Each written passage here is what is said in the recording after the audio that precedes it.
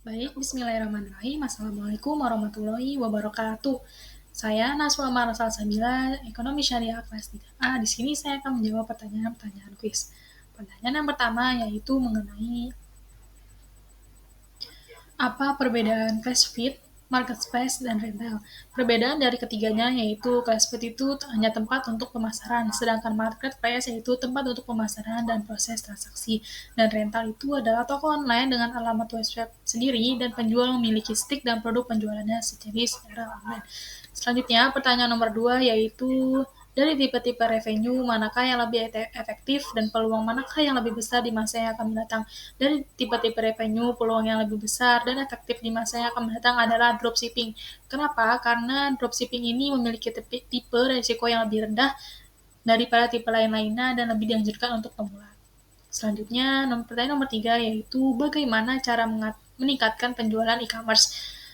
Cara meningkatkan penjualan e-commerce tentunya dengan menentukan target pasar, menggunakan pemasaran konvensional, melakukan digital marketing, dan update terkini dan rawat hubungan baik dengan seorang pelanggan. Selanjutnya, pertanyaan nomor 4 yaitu jika semua orang beralih dan mengurangi pembelian dari pedagang kaki lima atau bisnis kecil tradisional, apakah dampak yang akan diterima pada bagaimanakah solusi untuk mengatasinya? Untuk mengatasinya, dampaknya itu diantaranya itu adanya penurunan pendapatan, ketidakkesalaan akses sehingga kehilangan lapangan pekerjaan. Solusi yang harus kita hadapi yaitu melakukan pelatihan dan pendidikan, e-commerce lokal dan investasi dan produk layanan.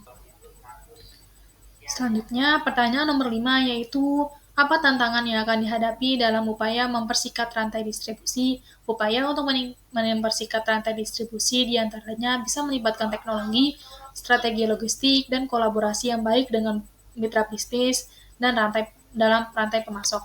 Selanjutnya, pertanyaan nomor 6 yaitu apa dampak negatif dari IoT dan bagaimana cara mengatasinya? Yang pertama itu dampak negatifnya dari IoT salah satunya itu ketergantungan atau kecanduan terhadap internet dan kegiatan yang dilakukan menggunakan internet. Selain itu juga IoT dapat menyebabkan kita tidak fokus merasa terganggu jika terjadi kesalahan pada internet. Cara mengatasinya yaitu dengan mengurangi kegiatan yang tidak menggunakan internet seperti menekankan keterampilan atau keaktifan diri kita dengan melakukan hobi yang bisa dilakukan tanpa harus menggunakan internet. Selanjutnya, pertanyaan nomor 7 yaitu dalam potensi resiko atau ancaman terhadap digital cash dalam era kejahatan cyber yang makin canggih, bagaimana solusinya untuk mengatasinya? Yang pertama itu dengan meningkatkan akses terhadap pilihan pertanyaan digital, upaya untuk meningkatkan akses terhadap pilihan pembayaran digital di daerah pedesaan dapat membantu mengurangi eksklusif keuangan. Yang kedua itu memberikan pelatihan dan dukungan ini kepada petani dan penduduk desa lain agar dapat membantu mereka lebih memahami dan menggunakan opsi pembayaran digital. Yang ketiga itu adanya berinvestasi pada infrastruktur digital yang dimana seperti internet berkecepatan tinggi dapat membantu mendukung opsi pembayaran digital di wilayah pedesaan. Selanjutnya, pertanyaan nomor 8 yaitu apa peran autentikasi dua faktor dalam meningkatkan keamanan transaksi e-commerce, yaitu dengan dua faktor penambahan lapisan keamanan dengan memerlukan verifikasi melalui dua metode seperti kata sandi dan kode yang dikirim ke perangkat mobile. Ini membuat sulit bagi penyerang untuk mengakses akun meskipun mereka memiliki kata sandi.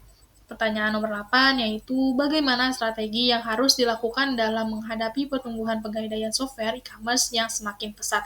Untuk menghadapi pertumbuhan e-commerce ini, yang pertama itu ada prinsip adaptasi teknologi yang dimana mengintegrasikan teknologi terkini dan meningkatkan proses operasional, pengolahan stok, dan dalam pelanggan. Selanjutnya itu ada fokus dengan pengalaman pelanggan yang dimana pengalaman pelanggan yang mulus termasuk ke situs web dengan responsif, proses pembayaran yang mudah, dan dukungan pelanggan yang efisien. Untuk pertanyaan yang terakhir itu, dalam menghadapi masalah integrasi data dan penipuan dalam e-commerce, bagaimana machine learning dan analitik data dapat menggunakan untuk mengidentifikasi transaksi yang merugikan. Jawabannya itu machine learning dan analitik data dapat digunakan untuk mengidentifikasi transaksi mencurigakan dan e-commerce dengan berbagai cara. Di antaranya itu ada beberapa metode yang dilibatkan yaitu seperti pengenalan pola dan analisis sentimen. Mungkin cukup sekian jawaban yang dapat saya berikan. Kurang lebihnya saya mohon maaf. Wassalamualaikum warahmatullahi wabarakatuh.